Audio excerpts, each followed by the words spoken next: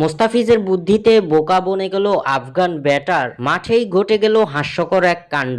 নিজের প্রথম ওভার করতে এসে প্রথম বলেই আফগান ব্যাটার দারুইশ রাসুলিকে সাজঘরে ফেরান মোস্তাফিজুর রহমান। তবে সেটা কোনো সাধারণ আউট ছিল না। মোস্তাফিজের প্রথম বলেই রিস্কের রান নিতে যান দারুইশ রাসুলি, তবে দুই ব্যাটারের মধ্যে এ সময় হয় ভুল বুঝাবুঝি। রান নেওয়ার জন্য তীব্র গতিতে দৌড়ে প্রায় বোলিং এন্ডে চলে আসেন রাসুলি। ততক্ষণে বল চলে যায় ফিজের হাতে। বলটি নিয়েই বোলিং এন্ডে মারার ভান করেন মোস্তাফিজ, তবে শেষ মুহূর্তে ব্যাটিং এন্ডে থাকা কিপার জাকের আলীর কাছে থ্রো করেন বলটি। তৎক্ষণাৎ স্ট্যাম্পিং করে রাসুলিকে রান আউট করেন জাকের। থ্রো করার ইমপ্রেশন নিয়ে দুই ব্যাটারকে এক এন্ডে নিয়ে আসার পর অন্য এন্ডে বল থ্রো করেন ফিজ। এ সময় এক প্রকার দুই ব্যাটারকে বোকা বানিয়ে রান আউটের শিকার করেন কাটার মাস্টার মোস্তাফিজ। বুদ্ধিদীপ্ত এই কাজের জন্য প্রশংসায় ভাসছেন কাটার মাস্টার।